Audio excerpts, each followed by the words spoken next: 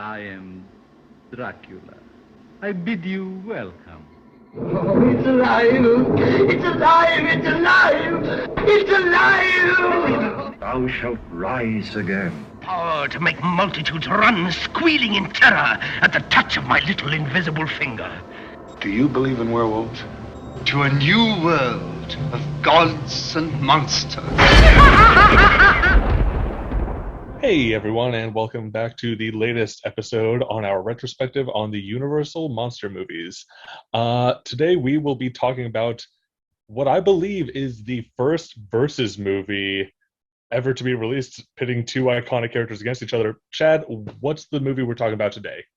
Frankenstein meets the Wolfman. And I just gotta ask, first things first, what was your thoughts on how they brought the Wolfman back? Because I like the movie a lot, but I just thought that was sort of a cheap way of getting into it. Yeah. Almost 90% of the time, whenever they bring somebody back, whether it's the Frankenstein monster, or the Wolfman, all the way up to Michael Myers, Jason Voorhees, it's almost always a lame eye-rolling cop-out where it's like, really? So it's like maybe we're just jaded by it because we've seen it because of, the 80s slasher boom where it was like, kill him.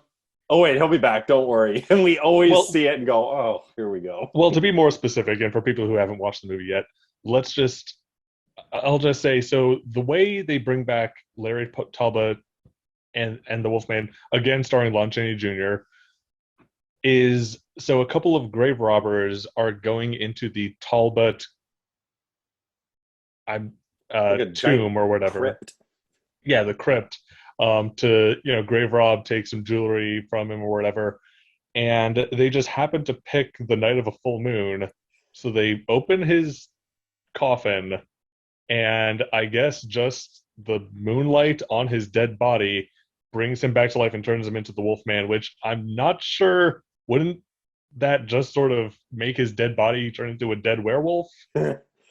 It's weird because it's like, I can't think of any other way you would do it. Weird sense, it's like the protection of the Wolfbane being removed with the full moon. I think characters like Dracula, Frankenstein, and the Mummy are easier because they're all undead. Mm-hmm. So it's easier to write ways to bring them back from the dead. They're already undead. There are ways to do it, but for the Wolfman, it felt like a cop-out, but hey, we get Lon Chaney back as the Wolfman, and he's great, so I'm not complaining. Hey, when they brought up Freddy Krueger back in Part 4, a dog peed fire in a junkyard, and Freddy just automatically came back. So it's like, you know what? I'll at least this one had a little bit of respect for the character. I would say so. Anyways, I just sort of jumped into that detail. Let me just ask overall, what are your thoughts on this one? This movie is like, for being a versus movie, it's two things. It's a versus movie, but it's also a proper sequel to the Wolfman. Like this is 100% a Wolfman sequel. Yeah. I mean, it follows him as a character more. I think the Frankenstein monster, is just sort of there for him to fight. Mm-hmm. Played by Bela Lugosi this time, I think. Yes, Bela Lugosi, which is ironic given that he was supposed to play he was considered for the role originally, but he turned it down. What did you think of his look in this? I liked him better than Lon Chaney. Yeah, I think I kind of like, this is going to sound weird, I like his nose a lot better than Lon Chaney's. Lon Chaney's just sort of looked pudgy to me. And like we said last time, Lon Chaney's Jr.'s eyes were always closed. Yeah, but so I like his look better. I think he just sort of staggers around with his arms out, which I don't think that's obviously not as good as Boris Karloff's take on the character, but if we sort of go by the continuity, which I think they were very loosely doing, the monster was blinded in Ghost of Frankenstein, and he can't talk anymore. Yeah, but they're very loose with the continuity on this, and yeah, it's my understanding that I'm not sure if we talked about this, that I guess in this movie originally Bela Lugosi did have lines, but the way the monster sort of spoke in first or third person, it just got very confusing, so they just cut the dialogue altogether. Which is weird because he voiced the monster in the last movie. Yeah, exactly. So I think that's the continuity they were going with, but the story I had heard is that they that it didn't test well with audiences, so they cut all of his dialogue. I mean, he was never, in my opinion, like Bela Lugosi's. I can't say he's a great actor because I haven't seen much of what he's done, but it's like, just voice wise, he's good. But it's like, if he was going to go off using the Igor voice, I would not have been happy with that. Oh, just for the whole motion picture? Right. That would But be it's a almost, bit much. I can't see him topping Karloff's voice, like the end of Bride of Frankenstein, we belong dead. Like, he's never going to hit that level of the creature, of the monster speaking. Like with that emotion. I've enjoyed all the movies with the monster, obviously, but it's almost like, to me, he topped out in Bride of Frankenstein. The monster himself did, and he's never been the same. He's just been kind of as a character. I mean, he was still good in Son, but ever since then, he's just kind of become the big dumb muscle that wanders around. Yeah, exactly. He became what Bela Lugosi thought he was, and the reason he didn't want the role in the first place. Mm-hmm. Which is sad. Yeah. But let me also ask you one detail that I sort of like about this movie. I like that, I mean, I kind of wish we could have seen them fight more than just one scene, but I kind of like that they're friends for most of the movie. Mm-hmm. And Lawrence Talbot is trying to, like, help the monster and, like, help it not, the first time seem so ostracized. The first time he sees the monster, he shows no fear. He's just like, yeah, come here, help me. I'm like, yeah, wow. But it's like, this guy's a werewolf. He's probably not afraid of much. He's like, I can't die. I have nothing to be afraid of. He probably sees the monster. He's just like, well, I'm a werewolf, so this checks out, I guess. Right. Makes sense in my world. Yeah, exactly. In the world I'm living in. No, but what are some specific moments to this movie that you like? So I think I got a question for you. Okay. Who is Elsa Frankenstein related to? Okay, so she's not Henry's daughter. Is she Ludwig's daughter? I think. Because did they say, I can't quite remember, did they say she's the daughter? Yeah, they say, yep. Okay, the they say she is but I think they say, like, she is in the movie, I think all they say is she is the daughter of Dr. Frankenstein. Right, which they don't specify which Frankenstein. Right, I'm like, you need to specify. We've seen how many Frankensteins at this point? Yeah, okay, so, and I think it makes sense that she would be Ludwig's, because if she were Henry's daughter, then I feel like either Wolf or Ludwig would have mentioned a sister that they also have. Mm-hmm. And if she were Wolf's daughter, I feel like that would have been brought up by Wolf since he has a son. Mm-hmm. But if Ludwig has a grown daughter, I guess it makes sense that, he wouldn't bring her up if she, contextually doesn't matter. And especially just the way the world kind of was back then, I guess. Yeah. I mean, as bad as it sounds, it's like you kind of had a daughter, you marry her off to a rich guy. You have a son, good. He gets to do all the work that you don't want to do. Right. And speaking of that character, let's just talk about the greatest moment in this entire movie, Chad, which is her and him going to town, and there's the Festival of Life, right? Or is that what it's called? I'm pretty sure that's what it was called. Yeah, because they were in this area. Yeah, and my God, this song is the greatest thing that we may have ever produced as a species, Chad. Come one and all and sing a song. Parola, parolin. Parola, parolin. For life is short, but death is long. Parola, parolin. Parola, parolin. It really is. It is one of The bold most. claim. It's one of the most enjoyable, addictive, uplifting, fun songs you'll ever hear. And I'll bet It goes on a little long, I'll say Oh, it that. does, but it's so fun to listen to because it's just like, how many other of these movies just have random songs inserted into the middle of them?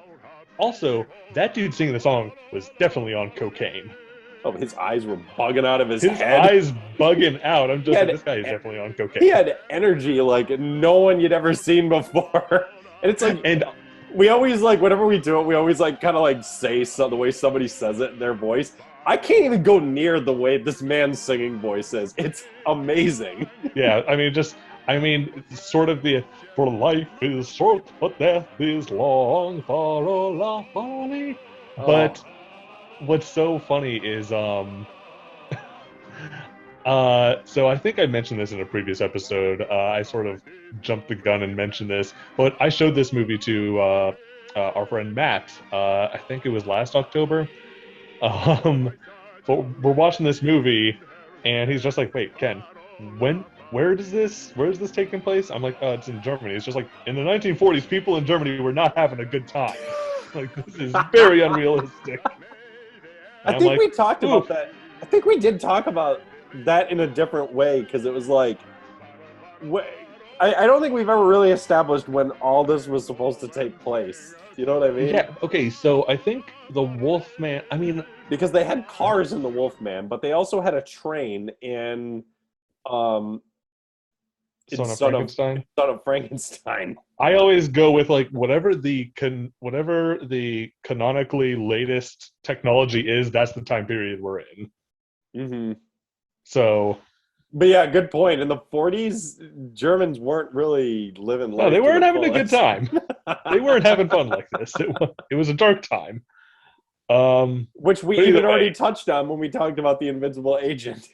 Yes, but I don't think that country was having people singing jolly good times about loving life. But whatever. It's a movie and it's escapism. Exactly, and it's amazing escapism.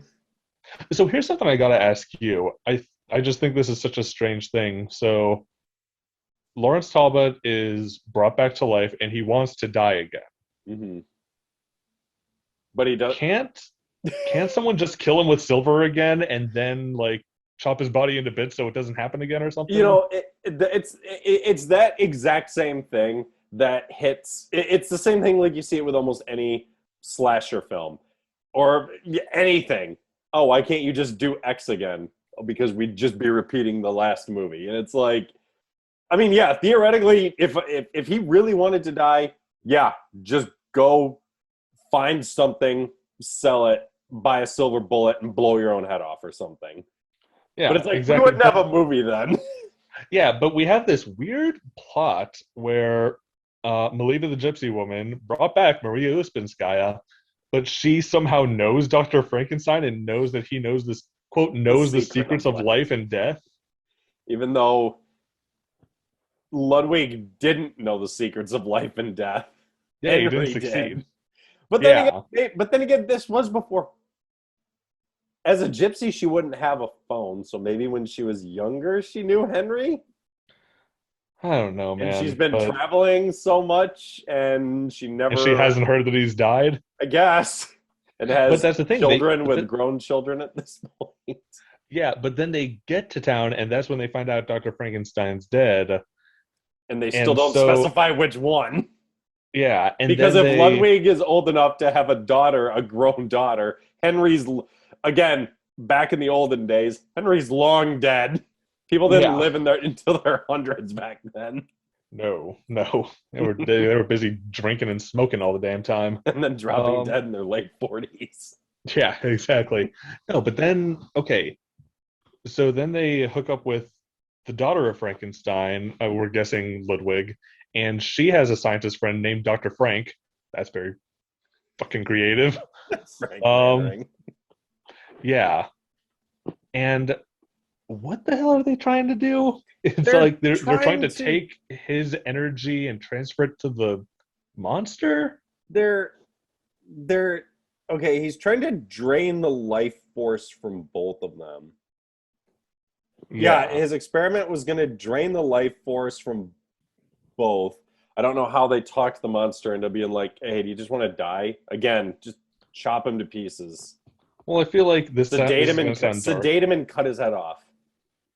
Yeah. I don't know. It's weird that this is how we have to kill them. It's like, it just seems very scientific for the sake of being scientific. Right. And then,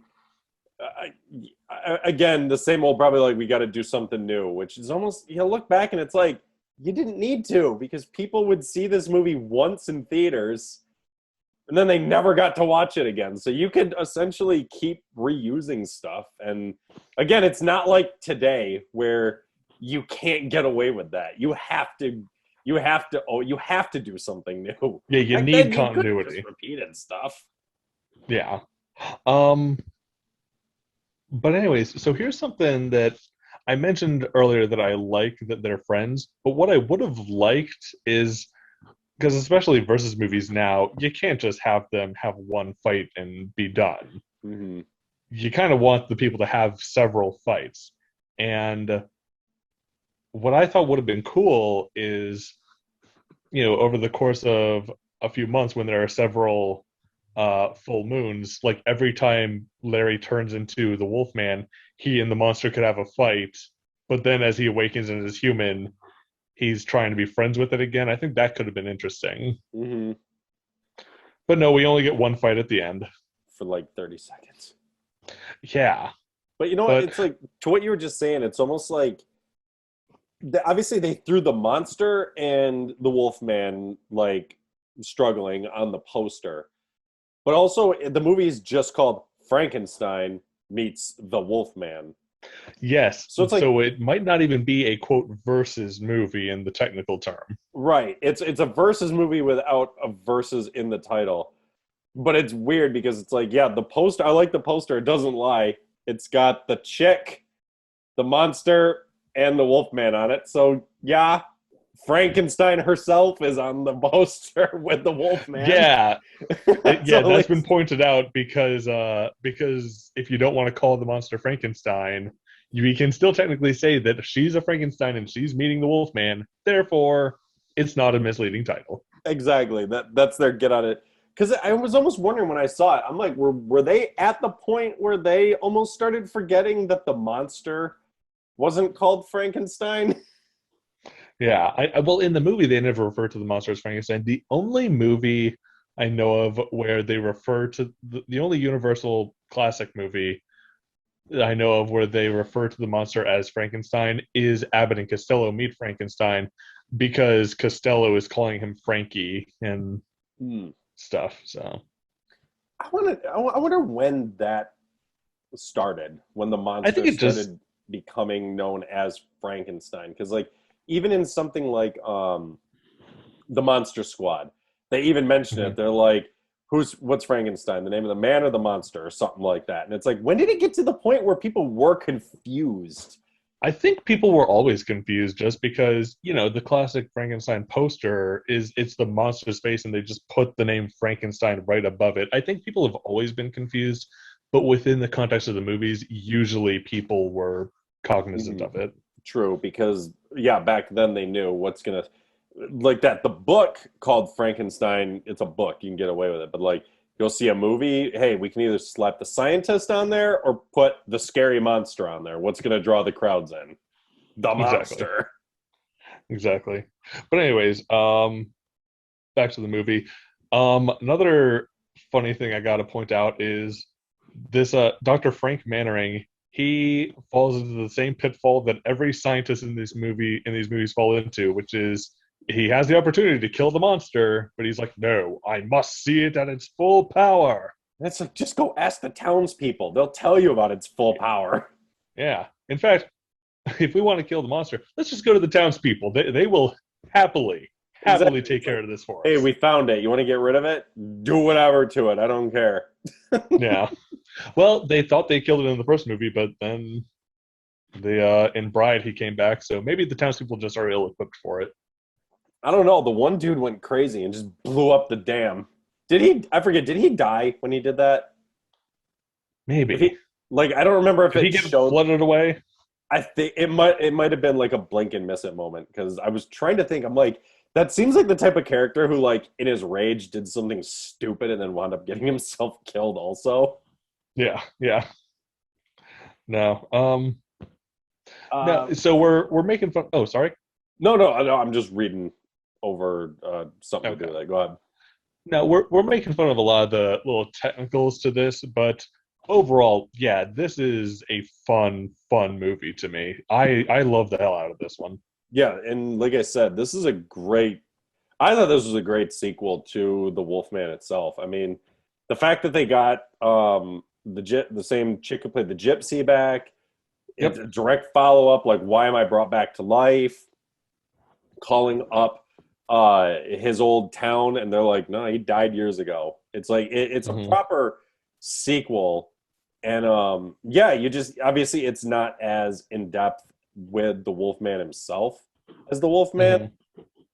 But that doesn't take away from anything. I think the only weakest part, I guess, was I think I would have liked Elsa Frankenstein to do a little more instead of Mannering.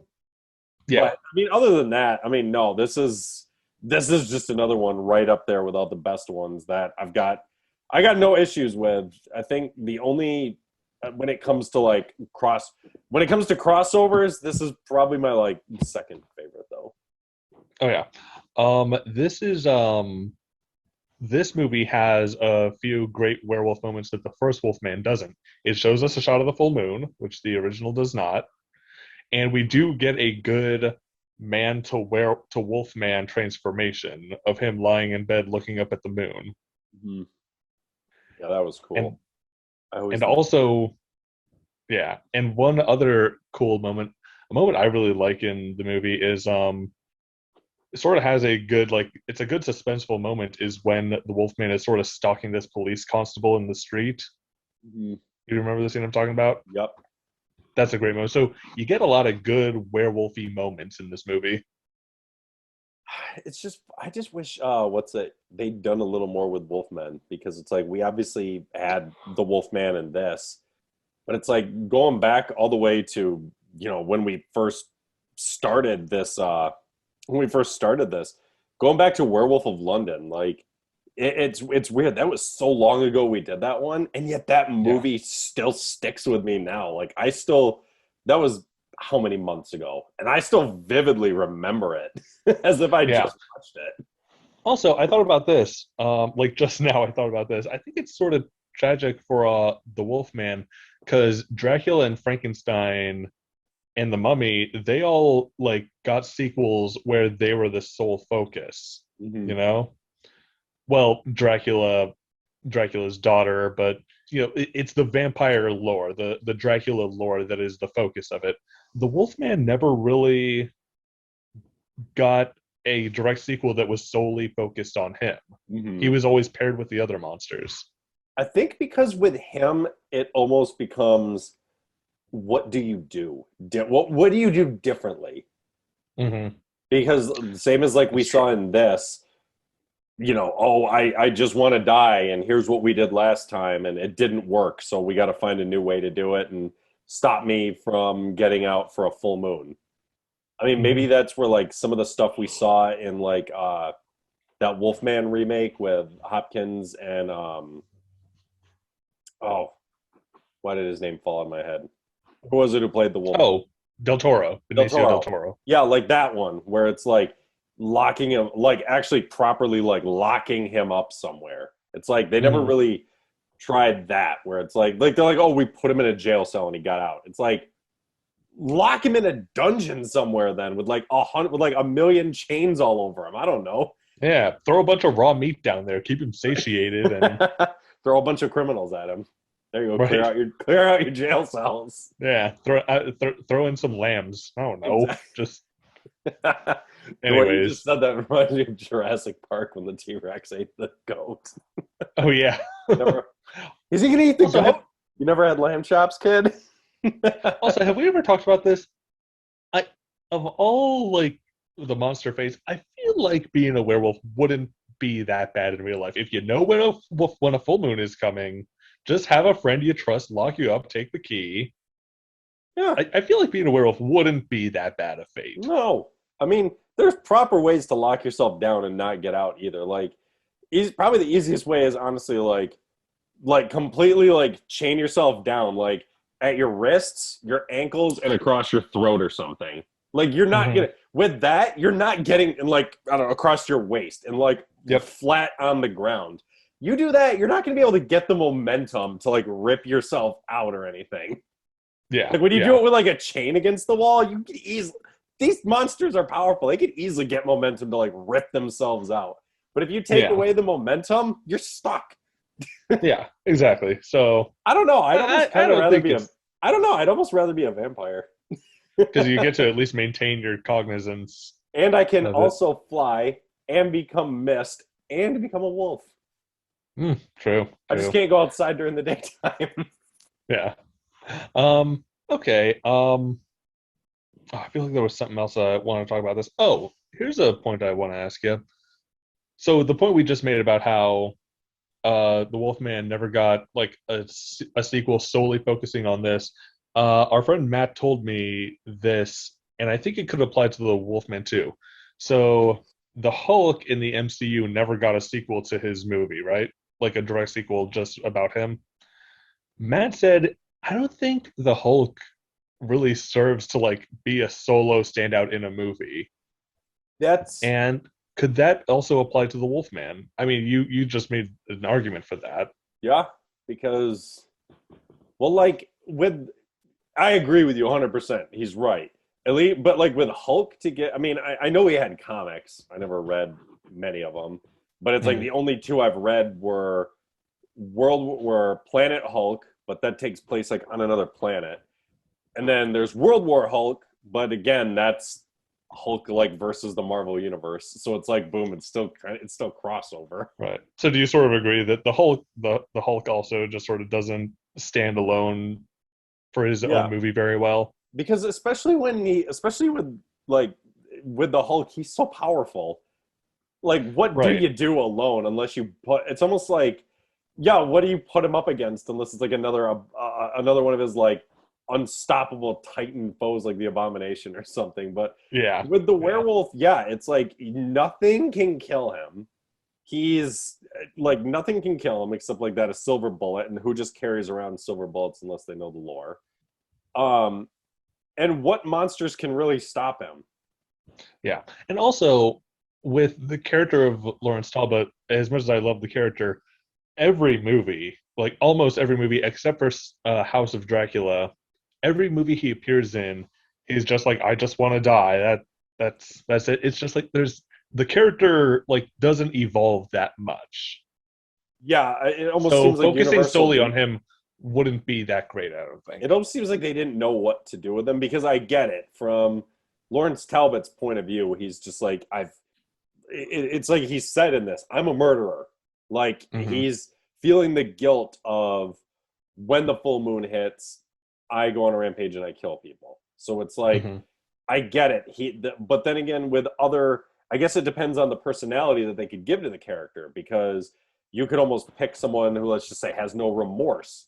Then you'd wind up with something like Carnage or something, you know? Yes, I'm a killer and I absolutely love this. That could have been cool. Like if he inadvertently affects other people, because really Bella, the gypsy man who becomes a werewolf, infects him. Really, Lawrence Talbot never infects anyone with the werewolf curse. That could have been interesting if they. That would have been. Oh, could you have pictured a werewolf that's a missed opportunity. Oh, with him versing another werewolf. That would have been amazing. That would have been cool. Because think about it, like with the personality. Let's build a time machine, Chad, and go back and make this picture. They could make that instead of House of Dracula.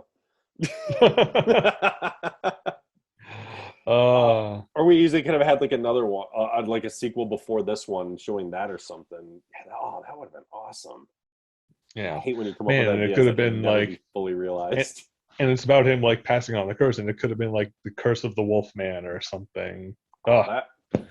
Missed opportunity. They're getting ready to start doing some of these again. I mean, Universal lost, in my opinion, Universal never should have given up after Dracula Untold, because that was better than The Mummy. The Mummy was an absolute disaster. I haven't seen it since theaters, and I remember hating it. But it's like they just did, Lee Winnell's Invisible Man, and that was awesome. So it looks like they're going to go in that direction, maybe more modern day takes. So maybe.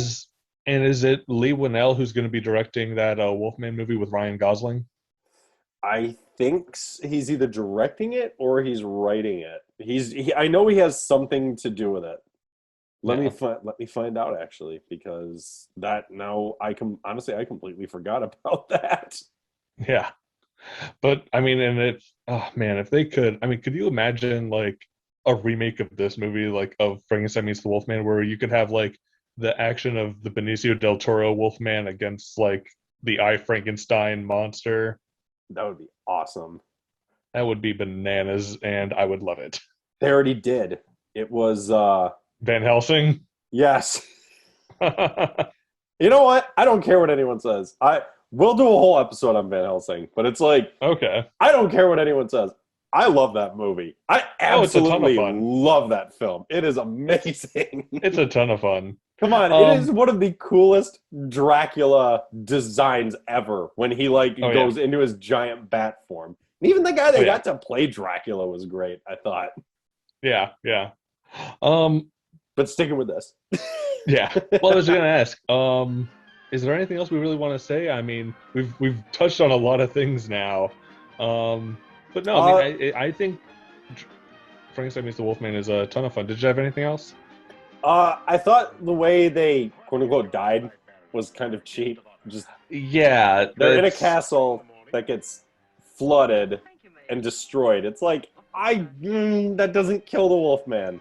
It doesn't kill the Wolfman, not and kill the monster either.